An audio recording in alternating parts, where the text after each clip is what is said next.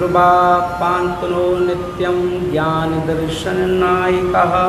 चारित्राणगम्भीरा मोक्षमार्गोपदेशकाः। प्रिय गणाचार्य गुरुदेव श्री विराग सागर जी महाराज की जय। आचार्य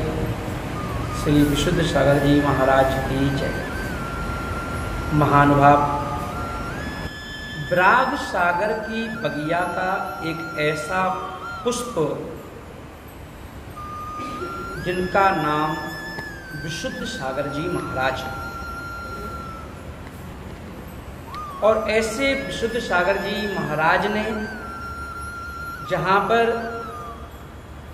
बड़े बड़े आचार्य, बड़े बड़े विद्वान और बड़े बड़े साधुओं का भी चित्त का हरण किया है अपनी चर्या से,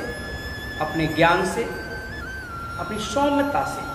अपनी सौम्य छवि से। जहाँ पर यंग जनरेशन, यूथ भी उनके अध्यात्म से, उनके स्नेह से, उनकी सौम्यता से प्रभावित होकर के उनके संपर्क में आ जाते हैं, और कुछ तो ऐसे संपर्क में आते हैं कि फिर वो घर नहीं जाते और उन्होंने दीक्षा लेकर के उनके संग में ही संग का एक हिस्सा बन करके रह गए। और आज अपन देखें, किसने देखा था, किसने सोचा था कि वह भिंड मध्य प्रदेश की वह चर्चित नगरी, जहां पर कभी कभी डाकुओं की गोलियां चला करती थी, वैसे भिंड नगरी, और जहां पर आज अपन देखें, जहां से विशुद्ध सागर जी महाराज जहां पर जन्म लिया, वहां अब डाकुओं की गोलियां नहीं चलती, अब तो वहां पर संत महात्माओं की गोलियां चलती हैं। और वहां पर एक छोटा सा गांव रूर, और उस रूर में जन्मे एक बालक, भोला भाला सा, नन्ना सा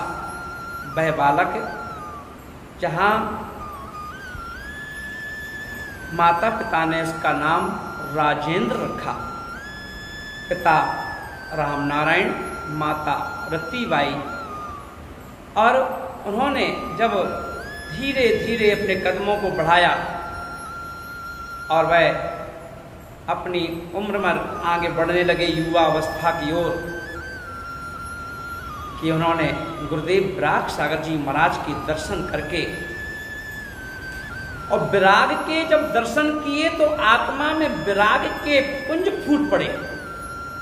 और उनके अंदर भी एक वैराग की लहरें उत्पन्न होने लगी, और उनको मन में विचार आगे लगा कि दुनिया,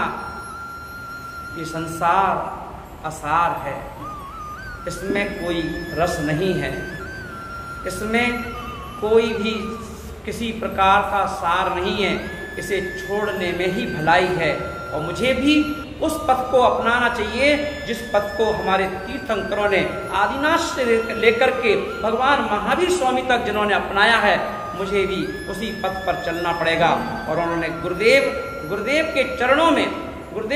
में जाकर के अपना एक श्रीफल, और श्रीफल के साथ शीशफल गुरु के चरणों में समर्पित कर दिया कि हे गुरुदेव, मुझे दीक्षा दे करके मेरा कल्याण कीजिए, और मेरा कल्याण कीजिए। और अपन देखें, आचार्य गुरुदेव विराग सागर जी महाराज ने, गुरुवर विराग सागर जी महाराज ने क्या किया, 21/11/1991 आचार्य विराग सागर जी महाराज जिन्हें देख करके वैराग उत्पन्न हुआ था, वह आचार्य महाराज के चरणों में नतमस्तक हुए। तो गुरुदेव विराग सागर जी महाराज ने श्रेयांसगिरी में उन्हें अपने बरहस्त से उन्हीं दीक्षा के संस्कार उन्हें कर दिए, और उन्हें बना दिया मुनि विशुद्ध सागर जी महाराज, और जिन्हें 31 मार्च को 2007 औरंगाबाद महाराष्ट्र में जिन्हें आचार्य पद से विभूषित कर दिया गया, आचार्य पद से अलंकृत कर दिया गया, और वहां से शुरू हुई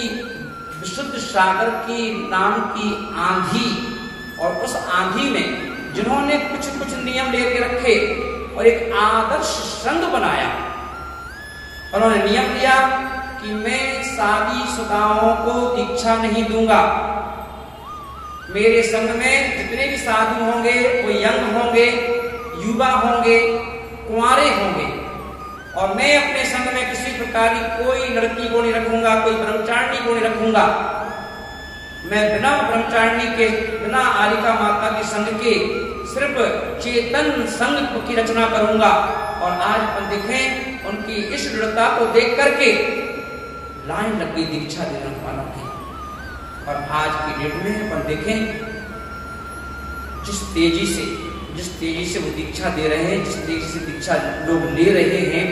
ना, और यदि क्रम ऐसे 4-5 साल और चलता रहा तो सभी आचार्यों को पीछे छोड़ देंगे। इतने सारे साधु दिगंबर साधु उनके संग में इकट्ठे हो जाएंगे ना। और एक ऐसा आदर्श संघ जहां पर अपन देखें, जहां पर सिर्फ चर्चा होती है तो सिर्फ एक चर्चा होती है, वो ये ज्ञान की, और ज्ञान की चर्चा। और आज अपन देखेंगे उनके ज्ञान, उनका अध्यात्म, जहां पर अभीक्षण ज्ञान उपयोगी, अगर आचार्य भी अगर अभीक्षण ज्ञान उपयोगी है, उनका एक साधु उनके हाथ में हर क्षण भी आप दर्शन करने जाओगे, और दर्शन करने जाओगे जिस कमरे में जो साधु है ना, तो हम देखेंगे हर साधु के हाथ में एक ग्रंथ मिलेगा, क्योंकि निर्ग्रंथ है और ग्रंथ की उनका अस्त्र है। पिछी साइड में रखी होगी, कमंडल साइड में रखा होगा, और हाथ में होगा तो शास्त्र होगा, शास्त्र। हर साधु के हाथ में जो शिक्षा दी गई कि अभीक्षण ज्ञान उपयोगी बनो, और अभीक्षण ज्ञान उपयोगी बनोगे ना, तो यही अभीक्षण ज्ञान उपयोगी बनना ही आत्मा के हित में है, आत्मा के कल्याण में है। और अपन देखें वह पूरी साधुओं की सेना एक साथ मुक्ति बधु को वर्ण करने के लिए ना, अगर कोई लेके जा रहा है, एक ऐसा अलबेला संत सौम्य छवि के धारी जहां से निकल जाते हैं तो लोग उन्हें देख करके मंत्रमुग्ध हो जाते हैं। ऐसे आचार्य विशुद्ध सागर जी महाराज आज 50 वर्ष पूर्ण करने वाले हैं। और ऐसे आचार्यों के लिए जहां देखें मुझे भी उनके साथ कुछ समय रहने का मौका मिला। मेरे बैराग का कारण यदि कोई है तो विशुद्ध सागर जी महाराज, क्योंकि मैं देखें ना, सबसे पहले यदि मैंने किसी को आहार दिया था, पहला आहार दिया था, तो वह आचार्य विशुद्ध सागर जी महाराज थे, जिनकी सौम्य मूर्ति को देख करके मुझे याद है कि जब उनका आहार चल रहा था मेरे ही घर पर, तो घर पर पड़ोसियों की भीड़ इकट्ठी हो गई और उनका आहार चल रहा था, आहार ले रहे थे। और तभी मैंने देखा कि एक महिला ने लौकी का कलाकंद आगे आने की बजाय पीछे से ही ऐसे दूर से ही छोड़ दिया हाथ की तरफ, और वह हलवा जाकर के अंजलि में ना जाकर के जहां मणि बंद होता है वहां जाकर के हलवा गिरा। और उन्होंने देखा ना चेहरे कोई मलिनता आई, ना कोई आंख टेढ़ी हुई, और बस बड़े बच्चों ने देखा और धीरे धीरे उसको हाथ को अंजलि में ला करके और उसका शोधन किया, सेवन किया। क्योंकि बाकी काम तो जो लोग आसपास खड़े थे उन्होंने अपने आप कर लिया ना। पर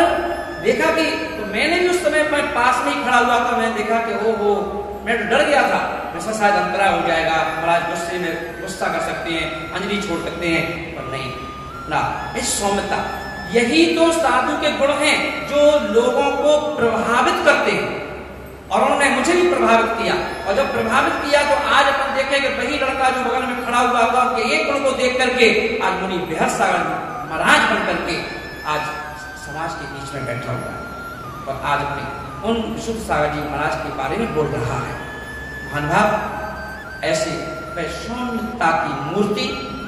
विशुद्ध सागर जी महाराज, जहां अपन देखें अभीक्षण ज्ञान उपयोगी, जिनके शास्त्र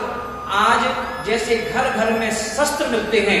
ऐसे ही आज साधुओं के बैग को छाना जाए तो विशुद्ध सागर जी महाराज का शास्त्र जरूर मिलेगा। अगर आज किसी भी मंदिर में चले जाओ तो विशुद्ध सागर महाराज का शास्त्र जरूर मिलेगा। और आज ऐसा कोई व्यक्ति नहीं है ना, चाहे वो किसी भी परंपरा का हो, और वो विशुद्ध सागर जी महाराज की परंपरा का ग्रंथ जरूर पढ़ेगा, क्योंकि उन्होंने हर ग्रंथ को सरल भाषा में, है ना, अपनी मिष्ट भाषा में उसे सहज भाव से सहज करके और आपको भरोसा है ना, आपकी भाषा में,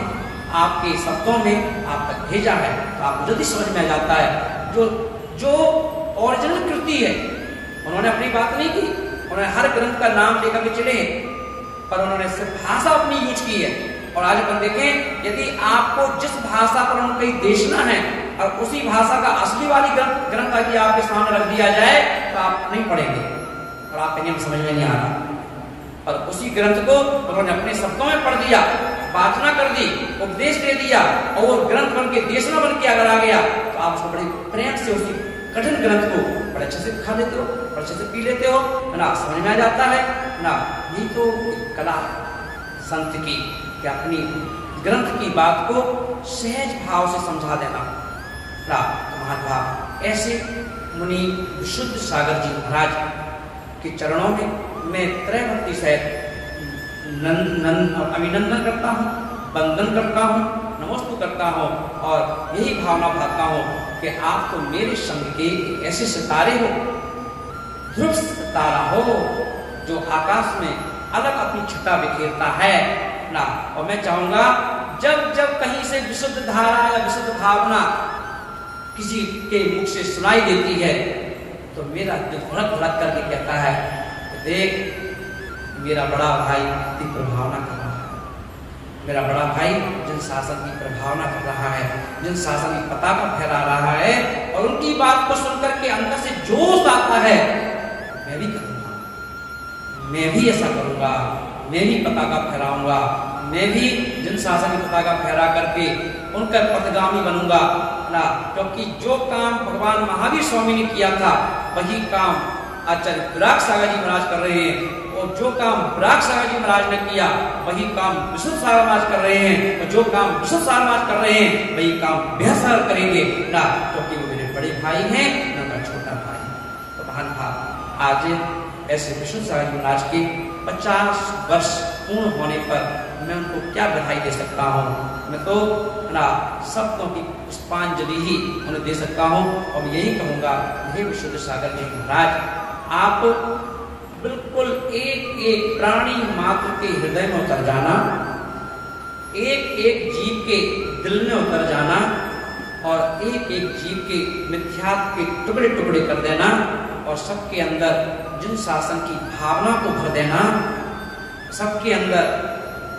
मिथ्यात्व को तोड़ करके सम्यक के भाव भर देना, और सबके अंदर श्रद्धा, आस्था, विश्वास का बीज रोपण कर देना, कि हर व्यक्ति के अंदर वैराग की फसल उत्पन्न होना चालू हो जाए, और हर व्यक्ति बोधि समाधि की प्राप्ति को लालायित हो जाए, और हर व्यक्ति यही भावना भाए कि मैं भी अगर शादीशुदा हूँ या कुंवारा हूँ, मुझे भी दीक्षा लेकर के आत्म कल्याण करना है। ऐसी भावना के साथ मैं पुनः बारंबार नमन करता हूँ, वंदन करता हूँ, अभिनंदन करता हूँ विशुद्ध सागर जी महाराज की।